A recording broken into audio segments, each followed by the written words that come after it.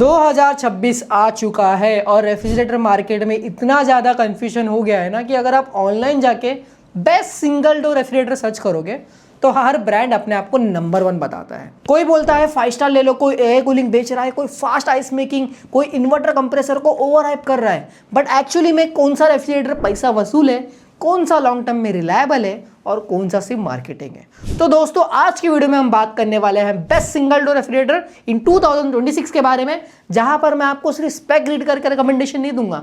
मैंने मार्केट में अवेलेबल सभी मेजर रेफ्रिजरेटरों को कंपेयर करा, उनकी cooling, storage, build quality, electricity consumption, compressor type और ओवरऑल प्रैक्टिकलिटी चेक करी। उसके बाद ये लिस्ट प्रिपेयर करी है। और सबसे इंपॉर्टेंट बात, हर किसी की रिक्वायरमेंट अलग होती है। किसी को बजट फ्रेंडली रेफ्रिजरेटर चाहिए, किसी को लोएस्ट इलेक्ट्रिसिटी बिल चाहिए, किसी को बड़ा फ्रीजर चाहिए, किसी को बेस्ट डिजाइन चाहिए और किसी को एक ओवरऑल बैलेंस रेफ्रिजरेटर। इसीलिए आज की वीडियो में मैंने डिफरेंट कैटेगरीज के बेस्ट रेफ्रिजरेटर इंक्लूड करे हैं ताकि आप अपने यूसेज और बजट के हिसाब से परफेक्ट मॉडल चूज कर सको। और हाँ दोस्तों, ये वीडियो कोई भी तरीके से स्पॉन्सर्ड नहीं है। किसी भी ब्रांड ने पैसे देकर ये नहीं बोला है कि भाई मेरा रेफ्रिजरेटर इंक्लूड कर लो, ऐसा कुछ नहीं हुआ है। मैं जेन्युइनली रिसर्च और कंपैरिजन के बेसिस पे रिकमेंडेशन दे रहा हूँ। अगर आपको एक ऐसा ही हॉनेस्ट नॉन स्पॉन्सर्ड वीडियो पसंद है तो वीडियो को लाइक करो और चैनल को सब्सक्राइब कर देना। मेरा नाम है सराव, मैं हूँ मिस्टर नोन। Let's begin. सबसे पहले क्विकली समझ लेते हैं कि रेफ्रिजरेटर खरीदते टाइम एक्चुअली में किन किन चीज़ों पे ध्यान देना चाहिए, क्योंकि सिर्फ ब्रांड नेम या स्टार रेटिंग देख के फ्रिज लेना सबसे बड़ी गलती साबित हो सकती है। सिंगल डोर रेफ्रिजरेटर जनरली आपको 180 लीटर से लेके 230 लीटर तक देखने मिल जाएंगे। अगर आप 1 से 2 लोग हो तो 180 लीटर इनफ है। स्मॉल फैमिली के लिए 190 लीटर से लेके 210 लीटर बेस्ट रहेगा। और ज़्यादा स्टोरेज चाहिए बट डबल डोर नहीं लेना तो 220 लीटर प्लस मॉडल देख सकते हो।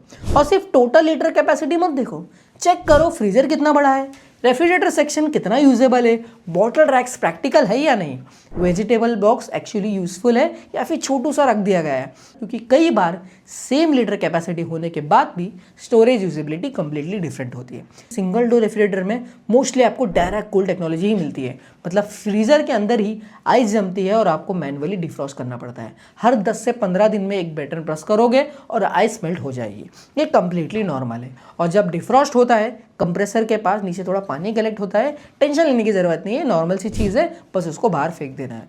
अब बात करते हैं inverter versus non inverter compressor, क्योंकि ये पॉइंट ना बहुत इंपॉर्टेंट है और सेल्समैन ना हमेशा कुछ ना कुछ मार्केटिंग बोल के यहाँ पे आपको फंसाते हैं।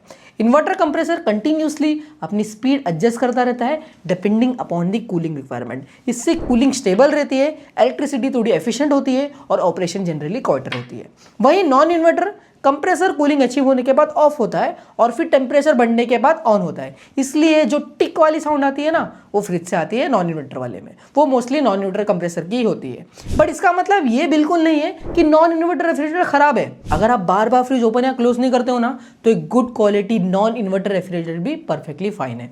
और एक बड़ा मिथ है स्टार रेटिंग को लेके। 2026 में न्यू स्टार रेटिंग आ चुकी है और ब्रांड ना भाई इसको हैवीली मार्केट कर रहे हैं। बट एक्चुअली रियलिटी क्या है पता है? 2 स्टार और 5 स्टार रेफ्रिजरेटर के बीच कई केसेस में ईयरली डिफरेंस सिर्फ 40 से 60 यूनिट तक का ही होता है।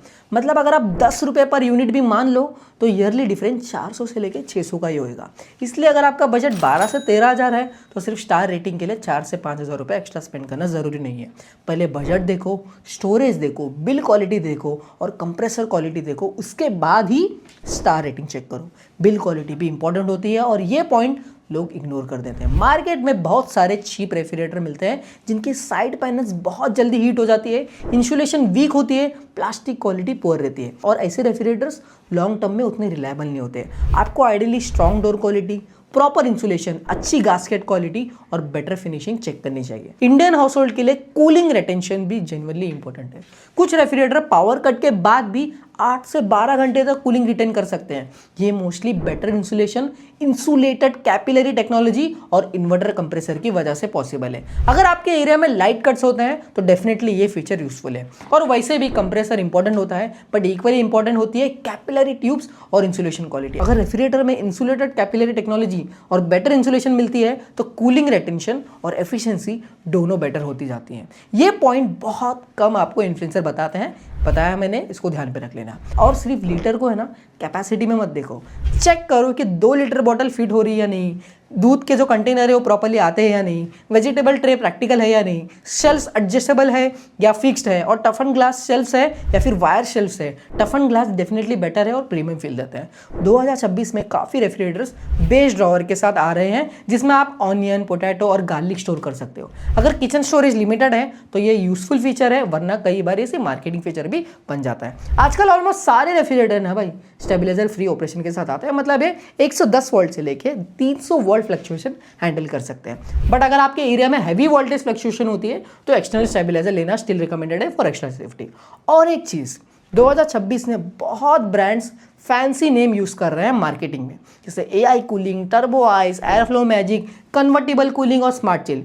बट एंड में आपको देखना क्या है, कूलिंग कंसिस्टेंट है या नहीं, इलेक्ट्रिसिटी रीजनेबल है या नहीं, स्टोरेज प्रैक्टिकल है या नहीं, बिल क्वालिटी अच्छी है या नहीं, और रेफ्रिजरेटर लॉन्ग टर्म में रिलायबल है या नहीं। बस यही चीज़ देखना है। और फाइनली सिर्फ फीचर्स मत देखो, ब्रांड का service network, spare parts availability और वारंटी क्लेम एक्सपीरियंस भी इंपॉर्टेंट होता है, स्पेशली स्मॉलर सिटीज़ में। सबसे बड़ी मिस्टेक लोग क्या करते हैं, सिर्फ स्टार रेटिंग देख के या सिर्फ ब्रांड नेम देखते हैं और एक्चुअल यूसेज को इग्नोर कर देते हैं। आपको रेफ्रिजरेटर चूज करना चाहिए अपनी फैमिली साइज, अपना यूसेज, अपने बजट के हिसाब से, ना कि आपके दोस्त या पड़ोसी ने कौन सा फ्रिज लिया उसके हिसाब से। तो अब आपको प्रॉपर आइडिया लग गया होगा कि एक्चुअली में रेफ्रिजरेटर कैसा चूज करना है। अब चलिए डायरेक्टली मूव करते हैं वीडियो के मेन पार्ट पे, category wise best single door refrigerator इन 2026। चलो स्टार्ट करते हैं सबसे पहले बजट कैटेगरी से। अगर आपका बजट 12 से 13 हज़ार है, फैमिली साइज 2 से 3 मेंबर है और आपको एक सिंपल रिलायबल रेफ्रिजरेटर चाहिए विदाउट फैंसी फीचर, तो हॉनेस्टली ये कैटेगरी आपके लिए बेस्ट रहेगी। इस प्राइस सेगमेंट में मुझे काफी बैलेंस ऑप्शन लगा। वर्लपूल का 184 litre 2 star direct cool refrigerator जो आपको 13,000 में देखने मिल जाएगा। इसमें 184 लीटर की टोटल कैपेसिटी मिलती है, जिसमें अराउंड 169.2 लीटर की फ्रेश फूड सेक्शन और 14.3 लीटर की फ्रीजर दिया गया है। 2 टफ एंड ग्लास मिलते हैं, लार्ज वेजिटेबल क्रिस्पर दिया गया है और डेडिकेटेड बेस ड्रॉवर मिलता है जहां आप ऑनियंस, पोटैटो सब चीजें स्टोर कर सकते हो। कूलिंग टाइप डायरेक्ट कूल है और compressor normal fix speed compressor है, इन्वर्टर कंप्रेसर नहीं है। लेकिन वर्लपूल ने इसमें आपको इंसुलेटेड कैपिलरी टेक्नोलॉजी दी हुई है जो कंप्रेसर एफिशिएंसी और कूलिंग रिटेंशन को इंप्रूव करता है। ब्रांड क्लेम करता है कि 9 से 12 घंटे तक कूलिंग रिटेंशन रहेगी।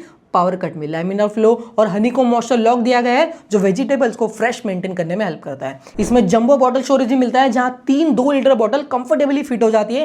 Anti bacterial gas test, door lock और stabiliser free operation around 95 volt से लेके 300 वोल्ट तक सपोर्ट करता है। हॉनेस्टली स्पीकिंग, अगर आप पहली बार रेफ्रिजरेटर ले रहे हो या रेंटेड अपार्टमेंट यूज कर रहे हो तो ये काफी ज्यादा सेंसिबल ऑप्शन है। प्रोडक्ट मैंने यहाँ पे कर दिया है फीचर। अब बढ़ते हैं नेक्स्ट कैटेगरी उन लोगों के लिए जिनके घर में रेफ्रिजरेटर 24 घंटों हैवीली यूज होता है और इलेक्ट्रिसिटी बिल भी उनकी कंसर्न रहती है। अगर आपको लॉन्ग टर्म इलेक्ट्रिसिटी सेविंग चाहिए अलॉन्ग विद एफिशिएंट कूलिंग तो इन्वर्टर 5 स्टार मॉडल डेफिनेटली आपके लिए बेटर रहेंगे।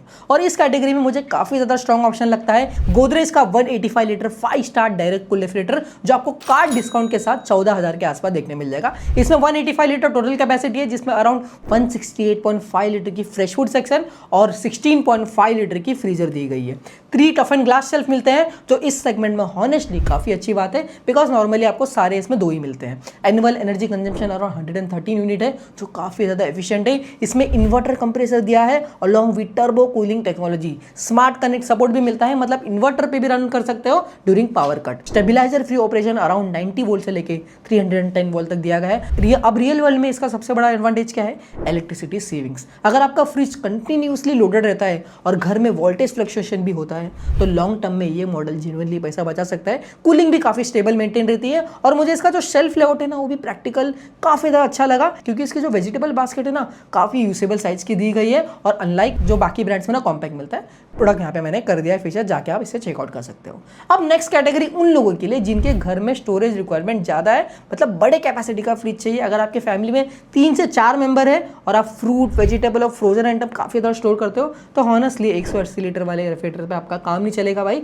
आपको चाहिए थोड़ा ज्यादा और इसी यूज केस के लिए यहाँ पे स्टैंड आउट करता है सैमसंग का 223 लीटर का 3 स्टार डायरेक्ट कूल रेफ्रिजरेटर। इसमें आपको 1000 रुपये बढ़ाना भी पड़ेगा भाई, 16,000 के आसपास देखने मिल जाएगा। इसमें 223 लीटर की टोटल कैपेसिटी मिलती है जिसमें 205 लीटर की फ्रेश फूड सेक्शन और 18 लीटर की फ्रीजर दी गई है जो सिंगल डोर कैटेगरी में काफी बड़ा फ्रीजर है। 3 टफ एंड ग्लास इसमें भी मिलता है along with jumbo vegetable box और मल्टीपल बॉटल रैक्स। सैमसंग का डिजिटल इन्वर्टर कंप्रेसर दिया है और पर्सनली मुझे सैमसंग का कंप्रेसर का लॉन्ग टर्म रिलायबिलिटी रैक काफी ज्यादा पसंद है। सबसे बड़ी हाईलाइट हाईलाइट है 20 साल की कंप्रेसर पे वारंटी, स्टेबलाइजर फ्री ऑपरेशन भी है जो 100 वोल्ट से लेकर 300 वोल्ट तक जाता है और नॉइस भी बहुत कम करता है, अराउंड 42 डेसिबल के आसपास, तो ऑपरेशन भी काफी साइलेंट है। इसमें digital touch cool 5-in-1 mode भी दिया गया है जहां डिफरेंट कूलिंग मोड्स सेलेक्ट कर सकते हो अपने यूसेज के हिसाब से। बेस स्टैंड ड्रॉवर भी मिलता है और ओवरऑल इंटरनल स्पेसिंग जेन्युइनली काफी स्पेशियस फील देती है। हाँ, इलेक्ट्रिसिटी कंजम्पशन है जो 5 स्टार मॉडल से हायर रहेगी बिकॉज ये 3 स्टार मॉडल है